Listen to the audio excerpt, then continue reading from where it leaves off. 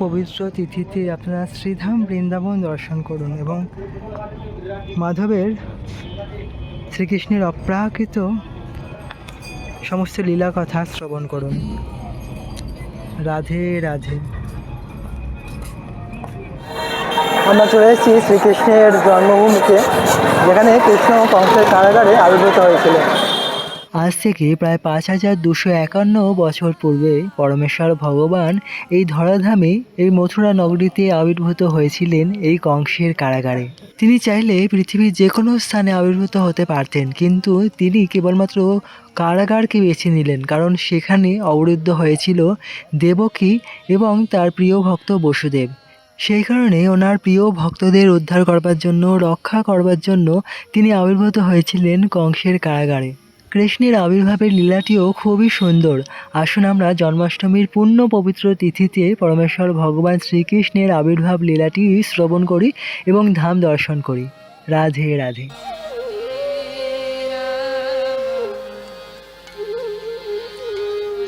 রাধে রাধে। শুধু ভক্তবৃন্দ, আপনাদের সকলকে শ্রীকৃষ্ণের আবির্ভাব তিথির অশেষ কৃষ্ণপ্রীতির শুভেচ্ছা জানাই। শ্রীধাম মথুরা থেকে আমরা মথুরা এসেছি এবং আমাদের পিছনেই রয়েছে পরমেশ্বর ভগবানের আবির্ভাব তিথি এবং সেই কারাগার।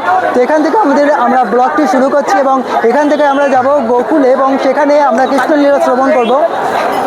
তো পরমেশ্বর ভগবান শ্রীকৃষ্ণের আবির্ভাবকে কেন্দ্র করে দেখুন অসংখ্য ভক্তরা দেশের বিভিন্ন স্থান থেকে এসেছেন এবং তারা জন্মভূমির কারাগারটি দর্শন করতে যাচ্ছেন। তো সেখানে যেহেতু ভিডিওগ্রাফি অ্যালাউ নেই, তাই আমরা দর্শন করাতে পারবো না, কিন্তু বাইরেটা দেখুন কত সুন্দর করে সাজানো হয়েছে। এখানে দেখুন লাইভ সম্প্রচারও হচ্ছে টিভিতে।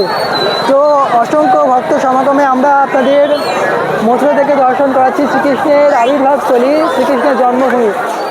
কৃষ্ণ যখন এই পৃথিবীতে আবির্ভূত হচ্ছিলেন তখন ধরিত্রী মাতা অত্যন্ত আনন্দিত হয়েছিলেন, কারণ তিনি চাইছিলেন কখন কৃষ্ণ আবির্ভূত হবেন এবং সমস্ত অসুরদের বধ করবেন। কংসের মতো বিভিন্ন অসুরের ভারে তিনি ভারাক্রান্ত হয়েছিলেন। সেই কারণেই পরমেশ্বর ভগবান যখন আবির্ভূত হলেন তিনি এত প্রসন্ন হলেন যে চতুর্দিক বিভিন্ন ফুলে ফলে গাছপালা সেজে উঠল, সমস্ত নদ নদী খুব সুন্দরভাবে প্রবাহিত হতে শুরু করলো, বায়ু মিষ্টি মধুর গন্ধে প্রবাহিত হতে শুরু করলো, বিভিন্ন পাখিরা ভগবানের গুণকীর্তন করতে শুরু করলো তাদের মিষ্টি কণ্ঠে। ময়ূরেরা এত আনন্দিত ছিল যে তারা নৃত্য করতে শুরু করে দিল। এভাবেই প্রকৃতি এবং সমস্ত জীবজন্তু পরমেশ্বর ভগবানের আগমনকে কেন্দ্র করে অত্যন্ত আনন্দ এবং উৎসাহিত হয়েছিল। সমস্ত ব্রাহ্মণদের চিত্ত অত্যন্ত প্রসন্ন এবং আনন্দিত হলো, কারণ তারা বুঝতে পারলেন পরমেশ্বর ভগবান আবির্ভূত হবেন। এর আগে কংসের অত্যাচারে সমস্ত যজ্ঞ প্রায় বন্ধ হয়ে গিয়েছিল, কিন্তু পরমেশ্বর ভগবানের আবির্ভাবের ফলে তারা আবার যজ্ঞ করতে পারবেন বলে তারা অত্যন্ত প্রশান্ত হলেন, আনন্দিত হলেন। ভাদ্র মাসের কৃষ্ণপক্ষের অষ্টমী তিথিতে পরমেশ্বর ভগবান শ্রীকৃষ্ণ আবির্ভূত হলেন। সেদিন ছিল অষ্টমী তিথি। চন্দ্র যেভাবে আর্ধেক কলাতে দর্শন হয় সেরকমই দর্শন হচ্ছিল, কিন্তু চন্দ্রদেব যখন দেখলেন যে আমার বংশে পরমেশ্বর ভগবান আবির্ভূত হবেন, তো সেই কারণে আনন্দিত হয়ে তিনি নিজেকে পূর্ণ মাত্রায় প্রকাশিত করলেন এবং সম্পূর্ণ চাঁদ সেদিন দর্শন হলো। এবং সেদিন রোহিণী নক্ষত্রের বিশেষ যোগ ছিল।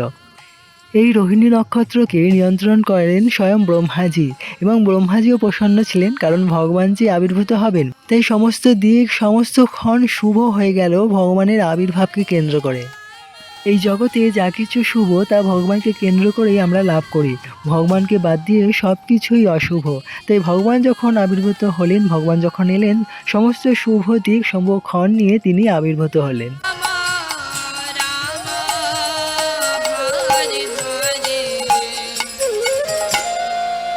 দেবকী এবং বসুদেবের সামনে ভগবান চতুর্ভুজ নারায়ণ রূপে আবির্ভূত হয়েছিলেন।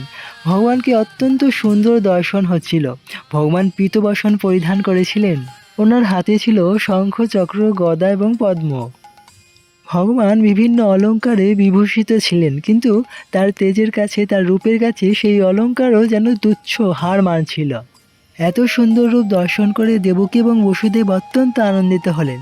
তারা ভগবানের স্তব স্তুতি করলেন, কিন্তু পরক্ষণেই তারা অনুভব করলেন কংস হয়তো ভগবানকেও হত্যা করতে পারেন। সেই কারণে ওনাদের হৃদয় ব্যথিত হয়ে গেল। তখন তারা ভগবানকে বললেন যে, হে প্রভু, আপনি কৃপা করে একটি ছোট্ট শিশু রূপ ধারণ করুন। ভগবানও সমস্ত পরিস্থিতি বিবেচনা করলেন এবং একটি ছোট্ট শিশু রূপ ধারণ করলেন এবং বসুদেবকে বললেন, আমাকে তুমি গোকুলে নন্দ ভবনে দিয়ে এসো। কিন্তু বসুদেব কি করে যাবেন? তার হাতে তো শিকল দিয়ে বাঁধা, কারাগারের দরজা তো বন্ধ রয়েছে। কিন্তু ভগবানের ইচ্ছে, তাই তাকে যেতেই হবে। যখন তিনি ভগবানকে কোলে তুললেন তখন ওনার সমস্ত হাতের পায়ের শিকল খুলে গেল।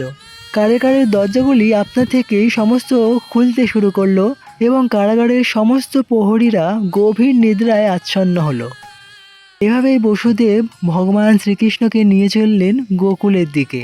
তখন বসুদেবের পিছনে বলরামজি অনন্ত শেষ রূপে বসুদেবের মাথার উপর ফণা তুলে চলতে শুরু করলেন ভগবানকে রক্ষা করার জন্য, এবং তার ফণার উপর যেই সমস্ত মণিমাণিক্য ছিল তার দিব্যজ্যোতিতে সম্পূর্ণ পথ আলোকিত হয়ে গেল।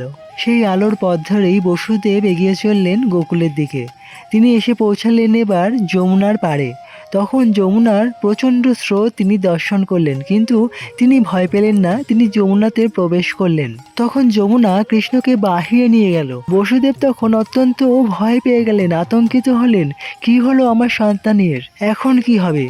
কিন্তু যমুনা তিনিও ভেবেছিলেন পরমেশ্বরের চরণ দুটি একটু ধৌত করার, ছুঁয়ে স্পর্শ করার, এবং পরবর্তীকালে তিনি কালিন্দী রূপে ভগবানকে যে বিয়েও করবেন, তো তাই তিনি ভগবানের কিছু সঙ্গ লাভ করতে চেয়েছিলেন।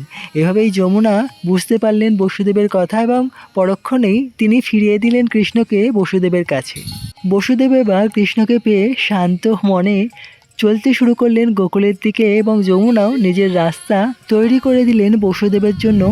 আর সেই পথ বেয়েই বসুদেব পৌঁছালেন গোকুলের ঘাটে এবং চিৎকার শুরু করলেন, কইলে কইলে আমার সন্তানকে কইলে।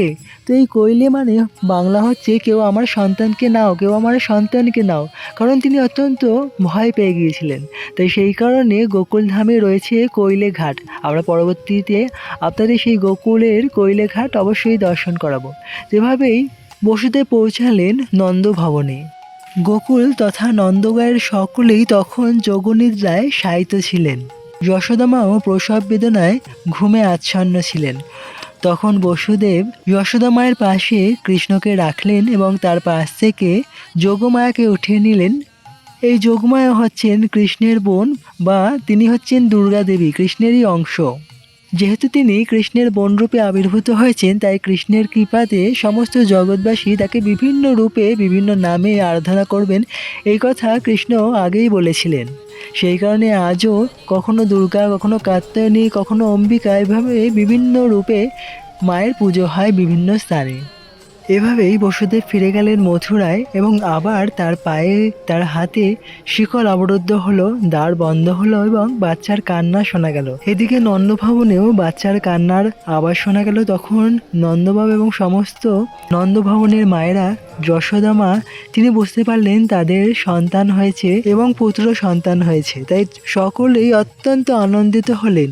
নন্দঘর আনন্দ ভাইও, জয় কানাইয়া লাল কি। এভাবেই নন্দ বাবা তার পরদিনই নন্দোৎসব পালন করলেন। সমস্ত গ্রামবাসীকে, বিশেষ করে ব্রাহ্মণদের প্রচুর দক্ষিণা তিনি দান করলেন, ভোজন করালেন।